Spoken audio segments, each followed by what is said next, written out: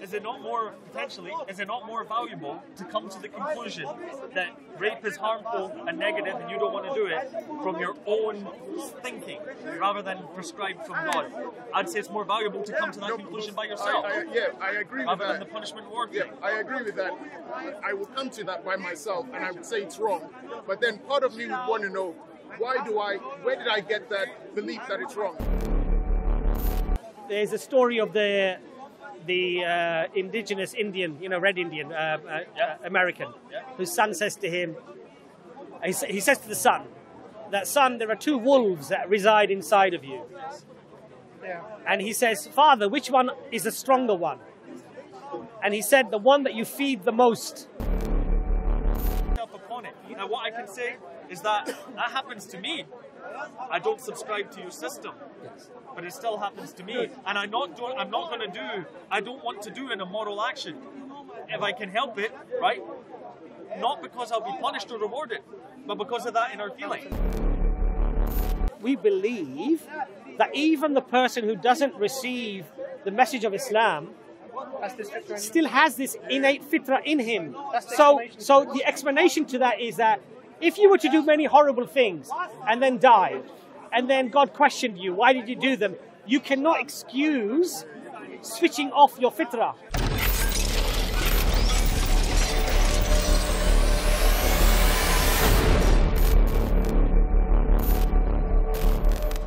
Has been given to us.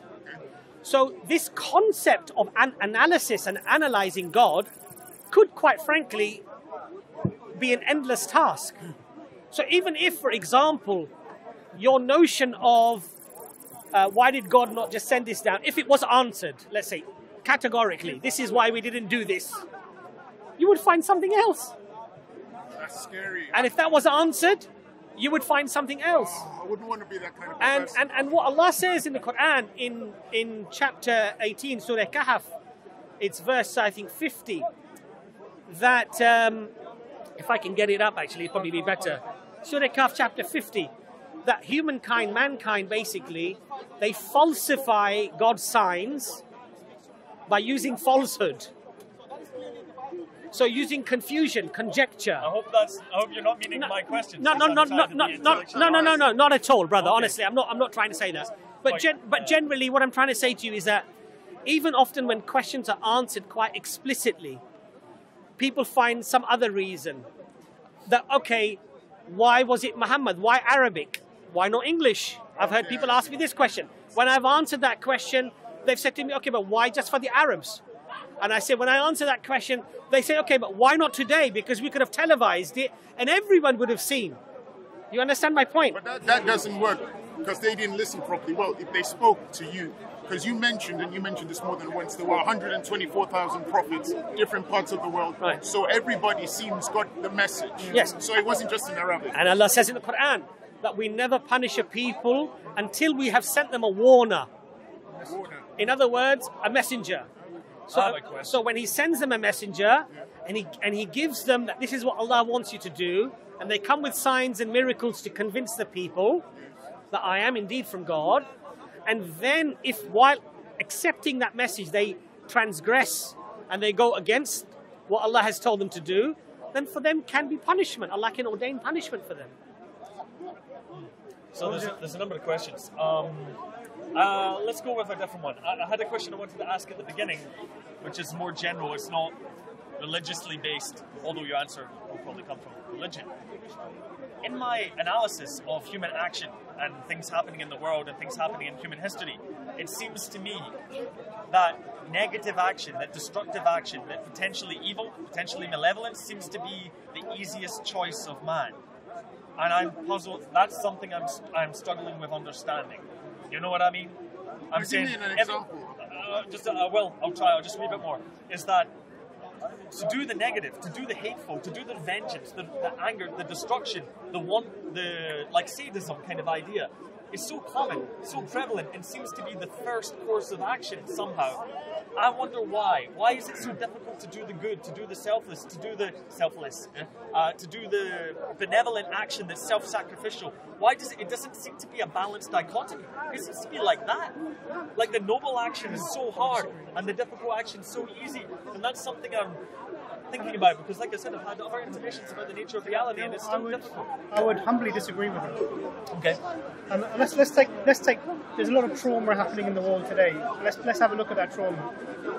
So we've got wars happening in most of the Middle East. We have wars happening in parts of Africa. If you look at what's happening in China, wars everywhere. These are prominent pieces of information that we're bombarded with all the time. So what happens to us is it skews our perception of the reality. And the reality is there's about 8 billion people on the planet. And if you look at the proportion of people involved in the harm, killing, murdering, the wars, as a proportion... I can be more specific. No, please. Because your answer is fine, sure. But I have a more specific, nuanced... It's more psychological, right? It's like this. When I say this negative action, I mean the urge, the desire, when you're in the tube and you see somebody that needs a seat and you don't give them a seat because you're like, that. Can I Why answer, is can that I the answer easiest that? thing? You understand me? That's just Yes. a sort of a stupid example, but that's what I mean. I mean, it's that undercurrent of tension within man that seems to me that goes more negative. It doesn't mean murder and destruction, but it means the kind of willingness to do it. I'm a Christian. If you allow me, Look, the thing is this, yeah? There's a story of the indigenous Indian, Red Indian, American, whose son says to him, he says to the son, that son, there are 2 wolves that reside inside of you. Yeah. And he says, Father, which one is the stronger one? And he said, the one that you feed the most. Right? Do you know the second part? No, hold on a second. But within Islam, we have this concept that when the matter is settled after the Day of Judgment, that Satan will be brought in front of the people. And Satan will say to the people, I only called you. I did not make you do what you did. And you responded. I didn't make you do these things. I simply attracted you, allured you. I called you to do these bad things, and you responded. I made you a promise, and Allah made you a promise. And my promise was deception and lies, whilst the promise of Allah was the truth. So we believe this concept. My point was, maybe it's just my perception. Maybe it's my personal perception that it feels easier to do the negative. Let me respond to that more directly. So I think we were talking about the Fitra before. This natural inclination that it gives you the idea that there is a creator, and it gives you somewhat of a moral compass. We mentioned about it. Yeah? Now, and we mentioned that the society can cloud this. The society that you're in can cloud this moral compass as well. And what we find is that if you went back a few generations, this easiness with which bad is done or evil is done is probably less. So, when I see my child, for example, when they're very young, even now, I mean, I've got children of varying ages, but I don't see this inherent being bad within them. I don't see this at all. What I do see is as they get older, they interact with maybe other people, and then they learn to be wily in the world. They learn how to cope with other people who may be like this towards them. And so this is a learned characteristic. So this is a clouding of the Fitra. And what we do with our what we do with our teaching, when raising our kids, is we're trying to put into their hearts and to keep the Fitra unclouded. This is how we interact. Yeah. When you see that elderly woman come on the bus, you need to give her your seat. When you see something bad happening, you need to try and help it. So this is all about the Fitra unclouding and unclouding.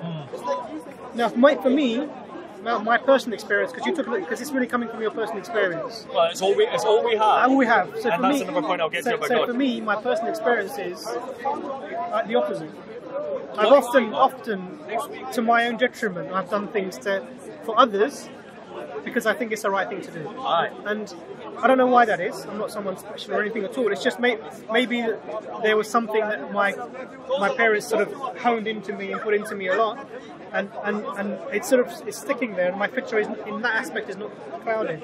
And I think if you went to most people, I will disagree with you fundamentally. Sure. No, I don't think it's that simple, man. Really? The human psychology is very complex. We're full of demons in our mind we are. From our ancient ancestors. Maybe you don't follow the path of evolution, but for me it's quite clear. I didn't want to interrupt you violently, but like I don't think that's right. I don't think we can go. If you ask everyone, they'll say that they're good, but they know that they're not. Like, I'm saying my personal experience has not been the same as yours. Right. Well, okay, fair. But it seems you read a little bit of history, and all you see is terror. Because that's what history records. History is not going to record the person who got up from the bus to give the lady the seat. That's right. Even though the vast majority of people who are, if you took the people who are doing evil and took the people who are doing good in the world, which is my earlier point, the people who are actively involved in doing harm, far less in number than the people who are actually living their lives and being good fellow human beings to other people. So to dispute that, we can take the example of a mass ideology making an entire populace move towards the evil. And most people that aren't, like, let's take the classic example, let's take the Nazi concentration camps or the Soviet gulags that nobody talks about, right? Those happened not just because of one or two people instituting it, it's an act of evil by omission, by all the people who didn't stand against it. So that's hundreds of millions of people. You've read a bit about psychology as well, I'm assuming. I'm trying. So have you read The Banality of Evil, Philip Zaragoza? No, I haven't read that. So he carried out the, the experiments in America where they put the two groups of students, some were prisoners and some were... Stanford? Stanford. No, was it Milgram? I can't remember. Stanford. Milgram, yeah. So he wrote about this, and he talks about the same thing. Yep. And he talks about how easily we are influenced. Yeah. And this is about influence. So in a pack, and I'm using the word pack specifically because it has negative connotations, human beings will react differently to somebody than if they were individual. So you and me speaking together in this way will be fine. If you put 20 of your friends with you, you will start to follow the herd mentality. It's the mob mentality. Mob That's right. And it overrides your individual morality to a certain extent. Yes. So your absolutely is complex. This is a complex scenario. What's the right thing to do?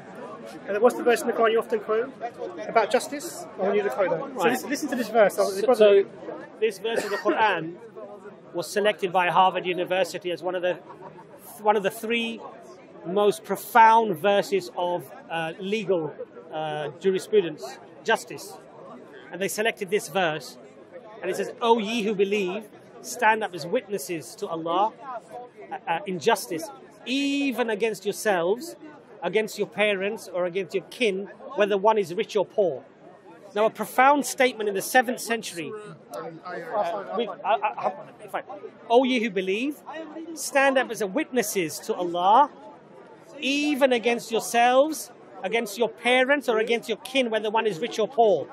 And so we have practical examples of the Prophet ﷺ where a dispute is brought to him of a Jew and a Muslim, and he sides with the Jew, telling the Muslim that you're wrong and give him what he's due.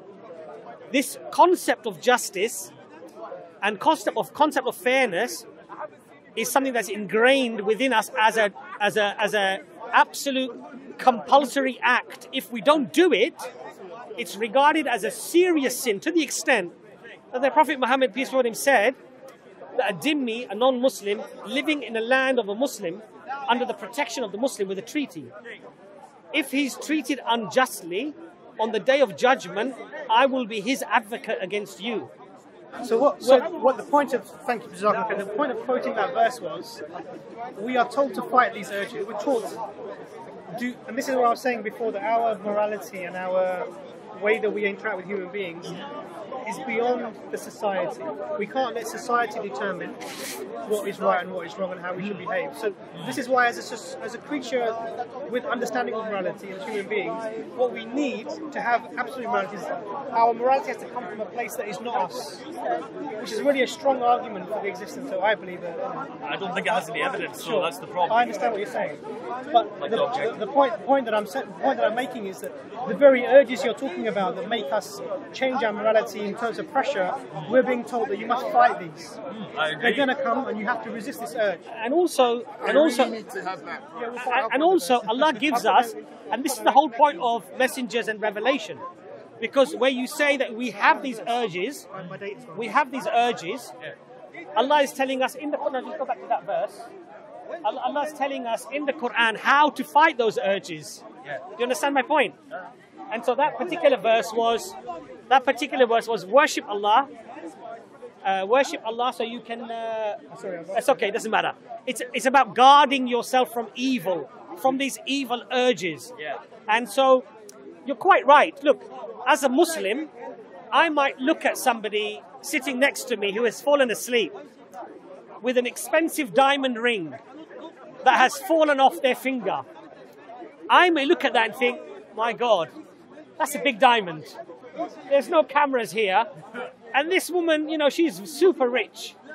If it went lost, you know, she'd get insurance money. I could find a way to justify taking the ring. But the only thing that would stop me, I would hope, inshallah, is that there are no cameras here, but there is the ultimate camera up there, and that you are accountable. Let me raise a point. Yes. If I'm in a situation, if I would be in a similar situation to as he described, which we all have been in, not necessarily with stealing something, but a situation where we feel the call of morality. We feel it. We feel, like I was saying to you, we feel the conscience. Okay? You can call it that. So as well, the conscience. You have that feeling, and you'll judge yourself. And some people that judgment seems to not affect some people for some reason, maybe sociopaths and such, but for the general populace, it is a real effect. You judge yourself upon it. Now what I can say is that happens to me. I don't subscribe to your system, but it still happens to me. And I don't want to do an immoral action if I can help it, right? Not because I'll be punished or rewarded, but because of that inner feeling. But we believe that even the person who doesn't receive the message of Islam still has this innate fitra in him. So the explanation to that is that if you were to do many horrible things and then died, and then God questioned you, why did you do them? You cannot excuse switching off your fitra, because Allah says, but hold on a second. I gave you the means to decipher that which was good from that which was bad, even if you weren't taught it. That's my point. You know, in America, in America, so I know about the Fitra, right? And I've spoken to Christians, so I don't have it's any very excuse. interesting. In America, they had a blackout in New York. I think they wrote many articles and books about this blackout, 70s. right? And what they found was perfectly moral, good people. So they think. So they think. Well, exactly. I agree. No, but I agree with you. I agree with you. But to argue in definitive terms that all of these were bad and evil people and didn't suddenly switch off that fitra because the opportunity came that was such a golden, one-in-a-lifetime opportunity that they thought, you know what, sorry, I'm switching it off for a few seconds. And they found that Mercedes and expensive vehicles were pulling up outside jewelry stores and robbing them, and the poor person was outside supermarkets stealing loaf of bread. So everyone has a price. Everybody has a level of temptation beyond which, so for example, I'll give you an example.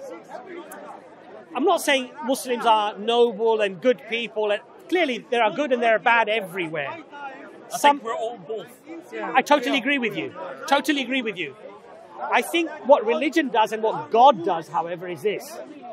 No matter how good the opportunity, no matter how less likely the concept of repercussions of being in jail or going through courts or being arrested, no matter how golden that opportunity is, that something transcends your concept of right and wrong and feeling and non-feeling and whatever, and that you still end up, if you follow this concept of guidance, that it would still stop you from doing such a thing. You probably, in psychology, you probably studied the study of this university, and I agree that study has been somewhat misquoted and exaggerated upon, about questioning students if they could rape somebody without having any way of getting I caught. haven't encountered that one. Okay, without getting caught. Now you ask the question. What a horrible question. It's a disgusting question. But my brother, you know, honestly, you ask most men today this question, that if you could get away with raping a woman or sleeping, let's say sleeping with a woman against her will, which is still rape, right? But let's not say aggressive with a knife and a gun, but let's say you were able to drug her, whatever, and then you raped her. Let's be honest. Let's be completely honest here. We're all men here, right? You would be probably shocked with the number of men that would probably say, if there was no harm, no repercussion, she would never remember, and, you know, nothing would ever come of it. We know that there would be probably quite a few people who would probably say, you know what, yeah, I probably would. Yeah, there will be. Yes? You agree? Right now. However, as a Muslim, as a person who believes in Allah, I know that that is a heinous act in the sight of Allah, and that for it carries a severe punishment. And even if I was, God forbid, of a nature that was inclined to do such an act, this transcending being, this creator, inshallah would stop me, because the fear of the guidance and the fear of the punishment. So, Kristen, let me present an idea for this. Is it not more valuable to come to the conclusion that rape is harmful and negative and you don't want to do it from your own thinking rather than prescribed from God? I'd say it's more valuable to come to that conclusion by yourself. I agree with that. Rather than the punishment reward thing. I agree with that. I will come to that by myself and I would say it's wrong. But then part of me would want to know, where did I get that belief that it's wrong? Was it from my environment, my mother? Was it from a creator? I can give you an evolutionary one. Can I give you a point? Yeah. So, ultimately, if you take the perspective of an atheistic universe, there is no God. Everything was hapstance, circumstance. You know, coincidence upon coincidence has led us to be there. Your consciousness ceases when you die. Ultimately, nothing that happens to you in your life has any ultimate meaning beyond your own existence, your own perception. Nothing beyond. You might be able to make your own meaning. You may, absolutely. So beyond your own personal subjective meaning that you apply, there's no objective meaning to it. It's a very subjective personal point of view. Whether or not you do anything good or bad, actually the terms good and bad do not exist within that scenario. No, you can build your own values. You can build your own value system. Absolutely. I would say, not to be sort of horrible, but I'd say this is a type of self-delusion. Because what you're doing is you're saying, because everyone could do that. So the person who, I'll switch the narrative. A person who does do the raping and the murdering, this person who's over here doing that, he can say, well, this is my values. I've come to this conclusion. Why is it less of a delusion than saying it's from God? I'll tell you why. Because I can come to let's say Nazi Germany, for example, when all these people were being killed. Yeah. The society, however they did, whether it was because of social pressure or however this system came about, ended up killing 6 million Jews plus other people who were not complying to the Aryan race ideology. If their morality and their ideas of how they should act in the world came from a source that wasn't, let's not say outside of the society. It didn't come. Let's not say God or anything like that, but came from a source that was not the society that they had to refer to. It would check that when they reached over the bounds. So when they got to the stage of, okay, look, we're going to annihilate these 6 million people. Let's just check this is how we've arrived as a society. We deem them as a threat. They're a fifth column. All of the things that are actually being said about Muslims now, they were saying about the Jews at that time. We're going to annihilate them. We think this is the right, safe thing to do. Let's just check our constitution. Who wrote the constitution? We don't know, but it didn't come from us. The Constitution says human beings are equal, you cannot kill an innocent person. Okay, even though we've come to that decision, we can't carry this out because this is ultimately wrong. I have a question. Is a believer equal to a non-believer? As human beings, yes. In the sight of God, no. But that's not our decision to make. And the reason affect our actions, though. How do you mean? Well, like if God tells us that a believer is superior to an unbeliever, it's going to affect our actions in the world. So what God says in the Quran is that the Creator made all human beings into different tribes, made them to come to know each other, and they're all equal in His sight, except for those who have God consciousness. They're connected. Now, clearly, someone who's following what God wants and someone who isn't, in God's eyes, they're not the same. Now, what we're not in a position to do is, like, remember I said to you about the guy who was schizophrenic, who wasn't making choices?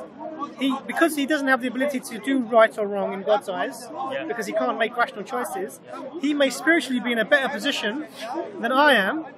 Why? Because I have made choices, and some of the choices I've made have not been good. So I can be judged, and he may not be judged. So even if someone is, and he's not a believer as such, he's just following his nature. Yeah. Now, so we don't believe. If you are being made because you're a disbeliever to do things that are negative, how can you be judged?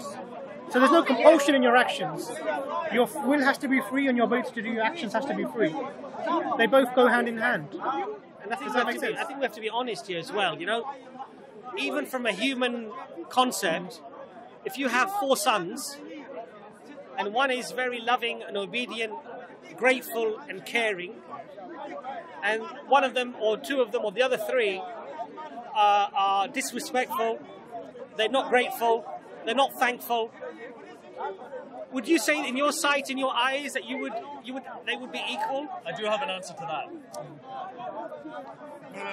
Right. I would hope that God's attributes are not similar to man's. No, but because we judge it, we're like, I like this son more, I don't like them because they're not nice to me. I hope that God doesn't think anything like me. I hope he's much better than me. But you see, I think you're flipping the argument the other way, which is that you're attributing something that human beings do and metamorphosizing that to the Creator. That was your example. No, I'm saying go the other way around. I'm saying Allah is merciful and Allah is kind, and Allah passes judgment and He judges those, and those that are more devoted and those that are more caring and loving and are more decent, Allah loves them more and they are closer to God than the ones that are not. And Allah has given us that attribute in a lesser form, of course, not in the divine form, because we don't join the two, to believe that. But you know, just touching on something that you said earlier, and it's William. No, not William. It was something that he said that I wanted to touch on, but I've completely forgotten now. Anyway, if it comes to me, I'll touch on it. It's actually Maghrib. Yeah, okay. You know, it's actually our prayer time now. We got to pray. I see. But it's really good discussion, Preston. I really had a nice. Yeah, it was a lovely I discussion. really appreciate your sincerity. Really good discussion.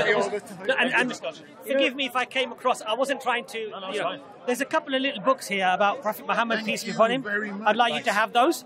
And if you want a copy of the Quran, I've got a very nice translation.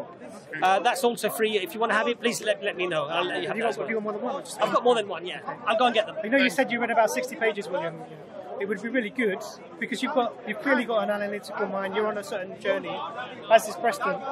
And Preston, have you read the Quran? Not as many pages as him, but every time I come across something I don't understand, I always come here to talk to people. So one of the things that Quran does as a text is it does interact with its reader. Thank you very much.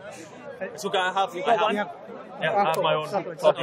So it does interact with its reader. It does ask questions of you. It does ask you to reflect on its statements.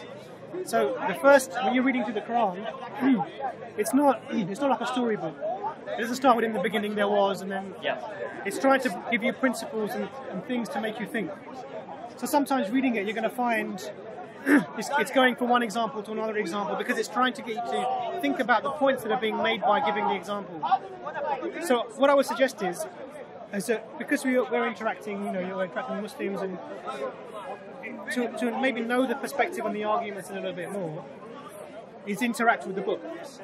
Read it and see what it's asking you, and see if from the book you can find things that you think that need to be explained further or verified. And then we can come further, because... Do I need to buy a tafsir or something to understand? You can get apps with tafsir on them. You don't need to buy anything at all. Yeah. So there's a great one called Quran Hive. Quran Hive. Yeah, and it gives you tafsirs within. And there's also some very good English speakers who will give tafsir on Quran as well. So I like listening to Omar Suleiman. I think he's mashallah very good. I love listening to Professor Timothy Winters. You know, mashallah, he's an amazing scholar, and his explanations are very, very coherent. And you know, he's a professor, so you can imagine his language is just very eloquent. And it's very Cambridge, yeah. So Timothy Winters, mashallah, Omar Suleiman, and Imran can recommend some other good people to give tafsir. But the main thing first, I think, would be to just read the text, because this is the book that's making the claim that it's ridiculous. So if you read through that, then you can engage with that idea and say, actually, you know what?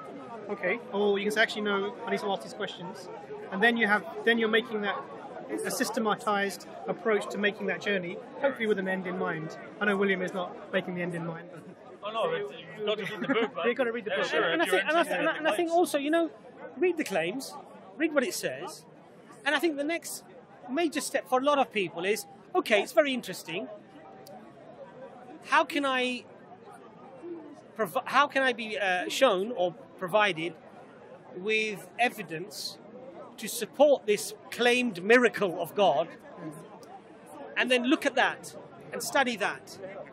Because ultimately, you see, a lot of the things that, you know, Brother William discussed, you know, about why this and why that, you know, these are very deep philosophical questions, and they're not just asked within non-Muslim circles. Even within Muslim circles, scholars will discuss these things, you know. But for me as a Muslim, and you could argue subjective, I look at the claim that this is from God.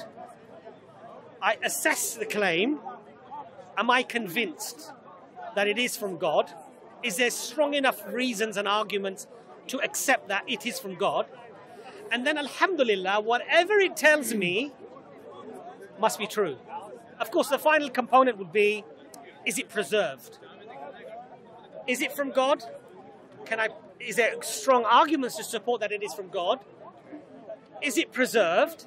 Then whatever it says to me, no matter what my subjective, very influenced sense of, you know, good and bad, right and wrong, this way or that way, or whatever it might be, I would take the back seat and I say, well, no, it must be true, but let me understand now why it is true. Do you understand my point?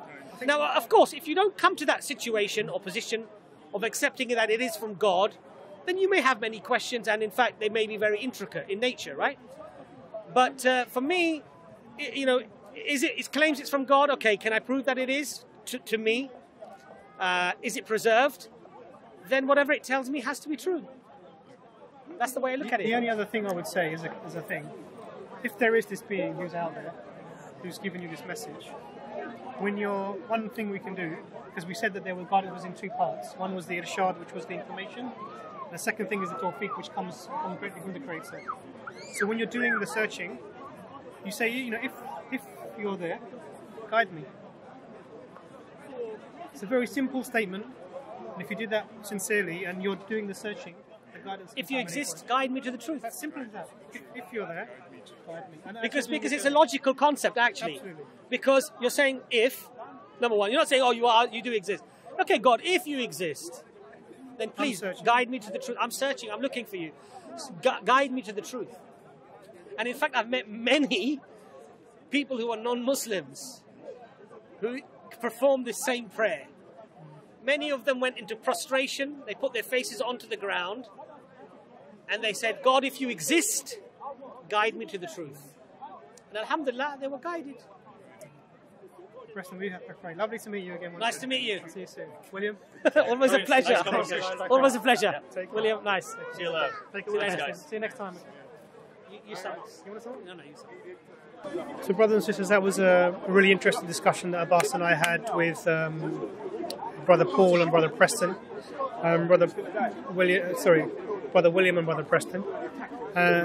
So William comes from a spiritualist background but doesn't really believe in organised religion, and Brother Preston is searching for the truth. He's looking at sort of different religions at the moment, and asked some very, very interesting questions. So we started off talking about the Fitra, and we explained sort of where the Fitra comes from and what it means, and how the society and the world around you can cloud your fitra, so it takes you away from this innate understanding that the creator exists. And then we spoke about lots of other things, we specifically dealing with the idea that that our morality comes from a transcendent source and how this affects our day-to-day actions. And we spoke about the evidences for establishing for yourself how you arrive at the decision that there is a creator and that there is a text that he has revealed that we should be adhering to. It was a very sincere discussion and a lot of valid points were raised. I asked brothers and sisters when they're making comments to sort of make positive comments about the two brothers who are very open-minded and make dua for their guidance, inshallah. All I would say is that Allah has God has created us with a fitra that tells us that there is only one creator, and this is inside us.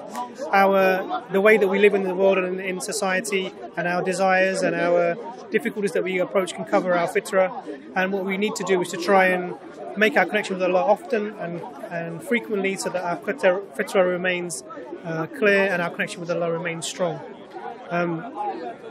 Ultimately, if you're going to approach a seeking approach to any religion or any system of belief, deal with the fundamentals, connect with the text, read the text, come with your questions, and be open. If you're really sincere and you think there may be a creator, if there is that creator, ask him to guide you. May Allah guide us always to the truth, inshallah. Assalamu alaikum.